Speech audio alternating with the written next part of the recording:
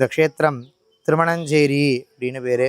சுவாமிக்கு கல்யாண சுந்தரர் அப்படின்னு தமிழ்லையும், வடமொழியில் உத்வாகநாதர் அப்படின்னு பேர். உத்வாகம் அப்படின்னு சொன்னால் விவாகம், விவாகம்னா கல்யாணம். தமிழில் கல்யாண சுந்தரர், வடமொழியில் உத்வாகநாதர்னு பேர்.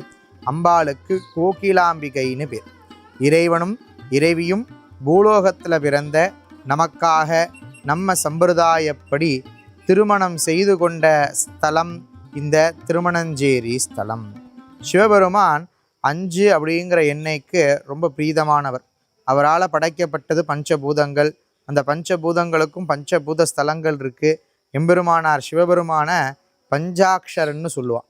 நம்ம சொல்கிறோம் இல்லையா, ஓம் நமச்சிவாயா. இந்த நமச்சிவாய அப்படிங்கிற இந்த மந்திரம் 5 எழுத்து மந்திரம்.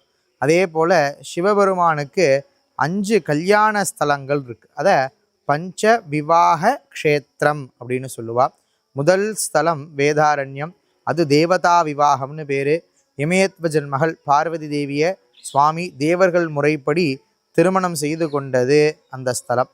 இமயமலையில் நடந்த கல்யாணத்தை அகத்திய பெருமானுக்கு வேதாரண்யத்தில் காட்சி கொடுத்ததுனால அது காட்சி விவாக ஸ்தலம் அப்படின்னு சொல்லுவாங்க. 2வது ஸ்தலம் க்ஷத்ரிய விவாக ஸ்தலம், மதுரை மீனாட்சி அம்மனுடைய ஆலயம். இன்றைக்கும் அரசகுல தர்மப்படி அம்பிகைக்கு மீனாட்சிக்கு பட்டாபிஷேகம் செய்யப்பட்டு மதுரையினுடைய மகாராணியாக முடிசூட்டிய பின்னரே அங்கு திருக்கல்யாண உற்சவம் நடக்கிறது. அது 2வது ஸ்தலம். 3வது பிரத்யக்ஷ விவாக ஸ்தலம், பூலோகத்தில் பிறந்த நமக்காக நம்முடைய சம்பிரதாயப்படி திருமணம் செய்து கொண்டது இந்த திருமணஞ்சேரி ஸ்தலம். 4வது ஸ்தலம் பந்தநல்லூர்னு பேர், ஹாஸ்ய விவாக க்ஷேத்திரம். இறைவனும் இறைவியும் பூ பந்து விளையாடி திருமணம் செய்து கொண்ட ஸ்தலம் அந்த ஸ்தலம். இங்கே திருமணஞ்சேரியிலிருந்து 12 கிலோமீட்டர் தொலைவில் அமைந்துள்ளது.